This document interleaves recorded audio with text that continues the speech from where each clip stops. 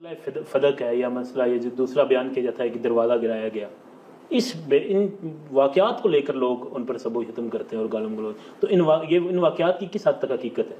یہ ہم یہ کہہ رہے ہیں، یہ نظریہ ہے، یہ واقعات ہوئے ہیں، اس میں یہ صرف شیعہ نہیں کہتے، یہ اسلام کے مسلمہ حقائق ہیں، یہ اس تاریخ میں کوئی اختلاف نہیں ہے، جزیات میں اختلاف ہو سکتا ہے، یہ ایک مسلم چیز ہے۔ مثلا پہلے خلیفہ بنے نہیں بنے، مسلم میں بنے، ٹھیک ہے نا؟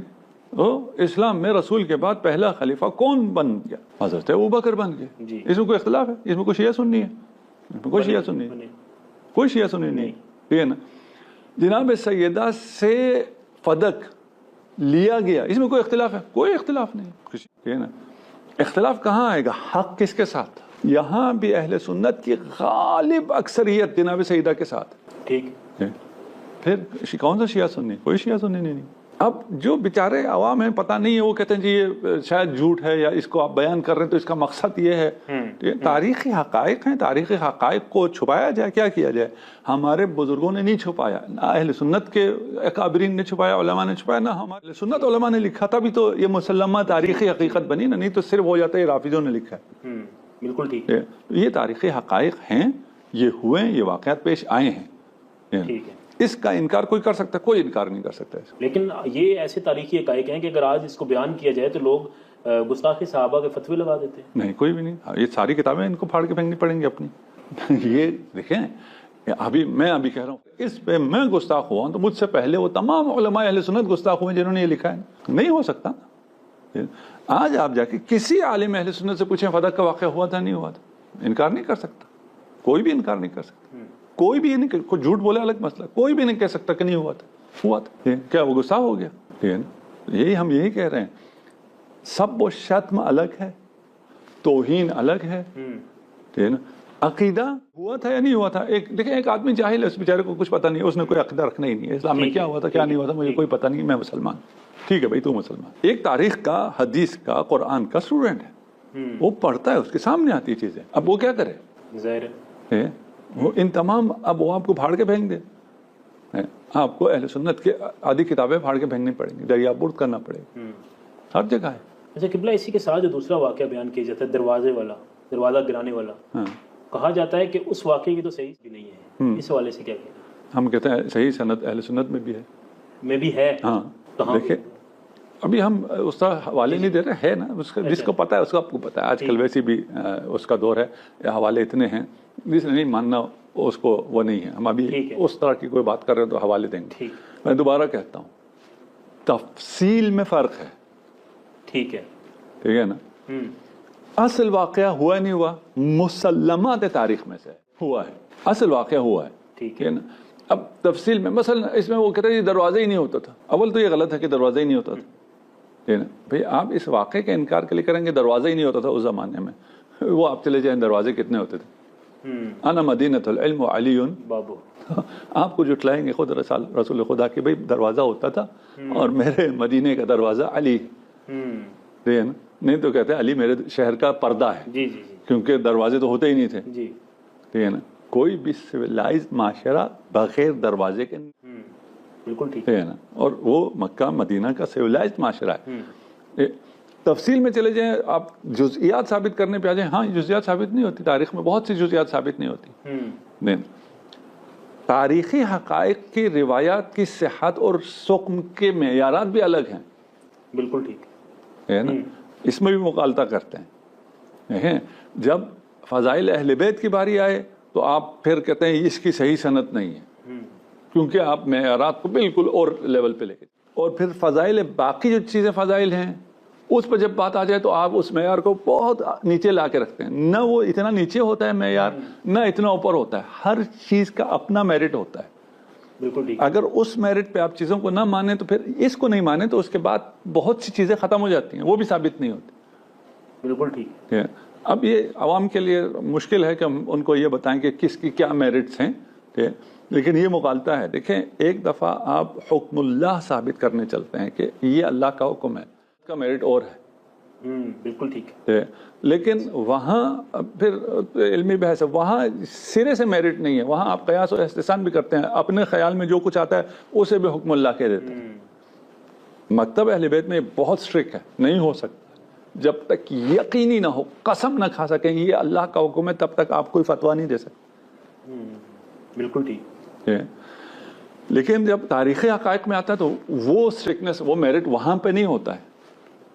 بالکل ٹھیک. آپ اشارہ کر رہے ہیں, ایک واقعہ ہے یہ جب بے تحاشا کتابوں میں ہے, تفسیر میں بھی ہے, تاریخ میں بھی ہے, حدیث میں بھی ہے, اور باقی سیرت میں بھی ہے, یہ پھر سند نہیں چاہیے ہوتی, اس سے بڑھ کے سند. اس لیے کہ یہ واقعات جن علماء اہل سنت نے لکھا ہے انہوں نے اپنی جان ہتھیلی پہ رکھ کے لکھا ہے. بالکل ٹھیک. یہ بہت بڑی سند ہے. اس سے بڑی کیا سند ہوگی؟ اگر مصنف ابن شیبہ نے لکھا ہے, ہاں لکھا ہے, ٹھیک ہے, اس ایک شخص نے رکھ کے لکھ دیا اپنی کتاب میں, اس سے بڑی سند. اس کے پاس 1000 قسمیں کھانے کی جب تک کوئی دلیل نہ ہو وہ نہیں لکھ سکتا ہے اس سخت حالات میں. آپ آج کہہ رہے ہیں نا آج نہیں بول سکتے, فتویٰ لگ جائے گا. اس وقت تو فتویٰ کی ضرورت ہی نہیں تھی. اس وقت تو عدالتیں بھی تھیں اور وہ ایگزیکیوٹ کرنے والے بھی وہ جابر حکمران تھے بنی عباس کے, بنی امیہ کے. ان کے ہوتے ہوئے یہ چیزیں کیسے لکھی گئی؟ حق تھا اس لیے لکھی گئی, سچ تھا اس لیے لکھی گئی. بالکل ٹھیک ہے. بلا ایک اور اعتراض بڑا اہم کہ امام جو اہل تشیع ہیں اس کی بنیاد کیا ہے؟ کیونکہ اہل سنت تو کہتے ہیں کہ انہوں نے ابھی پیدا ہونا ہے اور پھر ان کا ہونا ہے. اس کی کیا بنیاد ہے غیبت کی بیسیکلی؟ ہمارا عقیدہ ہے, ہم بنیاد ہم کی حقائق ہے نا. ایک شخص جب دنیا میں آیا ہے, یہ ایک بنیادی اسلامی عقیدہ ہے, اس کے بغیر کسی شخص کا اسلام مکمل نہیں ہوتا ہے. غیبت کے عقیدے کے بغیر جی, اگر اسے نہ مانے جی تو آپ کے پھنس جائیں گے کہ اس کا جواب آپ کیا دیں گے. شیعہ سنی دونوں اس بات پر متفق ہیں. اب اہل سنت بیان نہ کرتے ہوں وہ الگ مسئلہ ہے, ان کی کتابوں میں ہم سے زیادہ لکھا ہے من مات ولم یعرف امام زمانہ, تعبیر مختلف ہیں جی, اس کی 10-15 تعبیر ہیں, بات ایک ہی ہے. ٹھیک ہے. جو مرے اور اپنے زمانے کے امام کو نہ پہچانے وہ جاہلیت کی موت مرا ہے. آج کا نام لیں گے. بالکل ٹھیک. امام چاہیے ہر دور میں, ہر دور میں, یہ ہر دور کے لیے نا. جی جی جی بے شک. من ماتا, جو مرے اور اپنے زمانے کے امام کو نہ پہچانے. نہیں کہا صرف رسول نے میرے زمانے کے امام کو نہ پہچانے, میرے زمانے کے امام کو نہ میں خود ہوں. تو کہتے ہیں مجھے نہ پہچانے مر جائے وہ جاہلیت کی. نہیں, ہر زمانے میں جب تک اپنے زمانے کے امام کو نہ پہچانے. اعتراض ہم پہ نہیں آتا, اعتراض ادھر چلا جاتا ہے کہ بھائی آپ کے پاس جاہلیت کی موت مر رہے ہیں یا اسلام پہ مر رہے ہیں؟ اسلام پہ مر رہے ہیں, کون ہے پھر؟ کیا جواب ہے؟ ہمارے پاس جواب ہے, آپ کے پاس جواب نہیں ہے. سوال آپ پہ چلا گیا, ہم پہ کہاں سے آیا سوال؟ کیا اصل ہے؟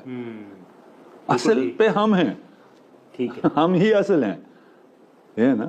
آپ کو جواب دینا ہے کہ یار اس کا کوئی جواب تو کوئی نام لو, وہ صحیح ہے غلط ہے, میرٹ بعد میں دیکھیں گے. ہاں کہ امام کون ہے, ہاں اس زمانے میں کون ہے. بالکل ٹھیک. آپ اس زمانے میں جو دعویٰ کر رہے ہیں امامت کے, جو حکمران ہیں وہ اس میرٹ پر ہیں کہ ان کو جب تک نہ پہچانے تب تک آپ کا دین مکمل نہیں ہو رہا. وہ غیر الہی ہو سکتے ہیں کہ کوئی ایسا لیڈر جو ڈیوائن نہ ہو اور اس کی معرفت پر آپ کا اسلام کے دار و مدار ہو سکتا ہے. تو ہم سے سوال نہیں ہے, سوال آپ سے. ہمارا دل بڑا ہے, آپ سے سوال نہیں کرتے. اچھا, کیا وجہ ہے آپ اعتراضات ہوئے ہیں تو آپ نے اس میں یہی کہا ہے کہ سوال تو ہمیں کرنا چاہیے لیکن ہم نہیں کرتے. کیوں نہیں کیا جاتا سوال ان لوگوں سے؟ ابھی طفل مکتب ہے, تھوڑے بڑے ہو جائیں گے کل.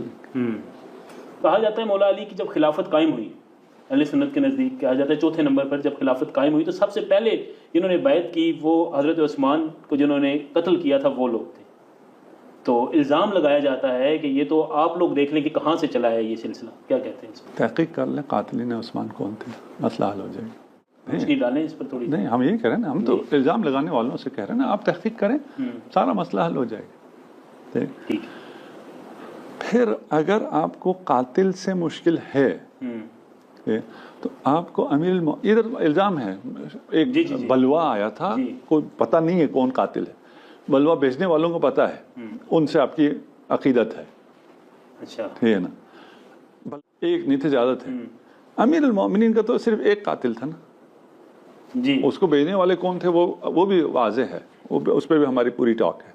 ابھی ہم اس کو بھی چھوڑ دیتے ہیں, ہم اسی ایک کو, ٹھیک ہے نا. یہ عبد الرحمن ابن ملجم کو لے لیتے ہیں، یہ ایک جس کے بارے میں یقین ہے کہ یہ امیر المومنین قاتل ہے، اس کے بارے میں جانتے ہیں کیا کہتے ہیں؟ کہتے ہیں مجتہد تھا، اس سے خطا اجتہادی ہو گیا تھا، اس کو ایک ثواب ملے گا۔ اچھا جی، جو حمزہ کا قاتل ہے وحشی، جی، اس کو کیا کرتے ہیں؟ اس کو کہتے ہیں صحابی ہے۔ جی، بھائی حمزہ کا قاتل ہے، کہتے ہیں اسلام لائیں، رسول خدا نے اس کا اسلام بھی قبول نہیں کیا تھا۔ کون سا اسلام؟ اگر کوئی مسلمان ہو اور رسول اس کا اسلام قبول کریں تو اس سے منہ پھیر کے اس کو بھگا دیں گے؟ اس نے دعوی اسلام کیا، اس لیے اسے قتل نہیں کیا لیکن قبول نہیں کیا، اس سے منہ پھیرا، اس سے آپ ہیرو بناتے ہیں۔ آپ کہتے ہیں اس نے فتوحات میں بڑا کردار بعد میں انجام دیا، نہیں دیا، وہ دائم الخمر تھا۔ یہ بھی جھوٹ ہے کہ اس نے فتوحات میں، اس کے لیے جھوٹ سارے اعزازات کیوں دیتے ہیں؟ تو آپ کو قاتلین سے کوئی مشکل نہیں ہے، اگر وہ قاتلین حمزہ ہو آپ کو مشکل نہیں، اگر وہ قاتلین امیر مومنین ہو اس کو مشکل نہیں، اگر وہ قاتلین حسین ہو ان سے بھی آپ کو مشکل نہیں ہے۔ یہ صرف ایک کہ ادھر قاتلین عثمان، جو قاتلین عثمان حقیقی ان کا تحقیق کرو، آج تحقیق کرو اور آج وہ بیٹھ کے بات کریں کہ جو ہو قاتلین نکل آئیں ان کا پہلے سے طے کر لیتے ہیں ان کے ساتھ کیا کرنا ہے۔ بالکل ٹھیک ہے، پھر بات آگے تھی، پھر کر لیا، قاتلین نے کر لی بیعت، کیا اس سے کیا ہوتا ہے؟ علی کی خلافت ثابت نہیں ہوگی۔ آپ خلافت کو کس سے ثابت کرتے ہیں؟ نومینیشن سے بھی ہو جاتی ہے، اجماع سے بھی ہو جاتی ہے، اجماع بھی وہ مختصر کے لوگوں کی اس میں مزید نہیں جاتا میں۔ لوگ کہتے ہیں کہ مولا علی کی خلافت تو مانی ہی نہیں لوگوں نے، بہت کم لوگوں نے وہ خلافت مانی تھی مولا علی کی۔ نہیں، اتفاقاً سب سے زیادہ خلافت جو مانی گئی وہ مولا علی کی خلافت تھی۔ جو خلافت نہیں مانی گئی وہ پہلی خلافت تھی جس کو لوگوں نے نہیں مانا۔ دیکھیں آپ ہم سے معمولاً آپ سے مراد یہ اعتراض کرنے والے کہتے ہیں کہ شیعہ صحابہ کو سب سے زیادہ مانتے ہیں، آپ صحابہ کو نہیں مانتے، اس لیے کہ آپ ہم سے کبھی کبھار یہ کہا جاتا ہے نا کہ آپ کہتے ہیں صحابہ سارے مرتد، ہم تو نہیں کہتے، آپ کہتے ہیں صحابہ سارے مرتد ہو گئے تھے اس لیے خلافت کے بعد ان صحابہ کو قتل کرنا پڑا، ان کے خلاف جہاد کرنا پڑا، اس لیے کہ وہ مرتد ہو گئے تھے، ان میں کوئی بھی مرتد نہیں ہوا تھا۔ ہمارا موقف ہے کوئی صحابہ مرتد نہیں ہوا تھا، آپ کا موقف ہے سارے صحابہ مرتد ہو گئے تھے۔ وہ صحابہ کیوں مرتد ہو گئے؟ وہ منکرین زکوٰۃ تھے۔ منکرین زکوٰۃ کے خلاف جنگ کی جاتی ہے۔ رسول کی سیرت میں رسول کے زمانے میں صحابی تھے جو منکر زکوٰۃ ہوئے، رسول نے انہیں قتل نہیں کیا۔ بالکل ٹھیک ہے، تو منکر زکوٰۃ کو تو قتل نہیں کیا جاتا۔ یہاں تو نعرے لگتے ہیں ہر صحابی نبی، کہہ رہے ہیں نا، اس میں آپ خود مخالف ہیں اس کے۔ آپ کہتے ہیں کہ صحابی سارے، کیونکہ آپ جب کہتے ہیں نا یہ جو مرتد ہو گئے تھے، مرکن ہو گئے تھے، ان کے خلاف جہاد کیا حضرت ابوبکر نے، تو وہ سارے کون تھے؟ صحابی تھے نا۔ تو آپ الزام لگاتے ہیں صحابی کے خلاف، آپ ان کو مرتد ہونے کا فتویٰ بھی لگاتے ہیں، اس بنا پہ ان کو قتل بھی کرتے ہیں۔ مالک ابن نویر کیوں قتل کیا؟ مرتد ہو گیا تھا۔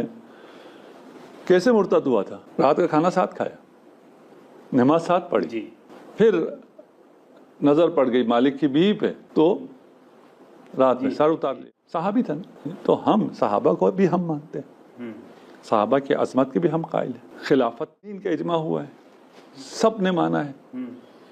اس کے بعد عدل علی، بہت بڑی بات ہے، کیونکہ عدل علی برداشت نہیں ہوا، وہ بھی کس سے؟ ایک مراعات یافتہ طبقے سے۔ نبی دوبارہ پلٹ کے آئی اور کچھ کو مراعات کی عادت ہو گئی تھی، اس وجہ سے یہ کچھ لوگ بلوائی باہر آئے، لوگوں کو جمع کیا، وہی ہیں جنہوں نے بیعت کی تھی پہلے۔ تو یہ باتیں سمجھنے کی ہیں، خیر ابھی اس کا مقام نہیں۔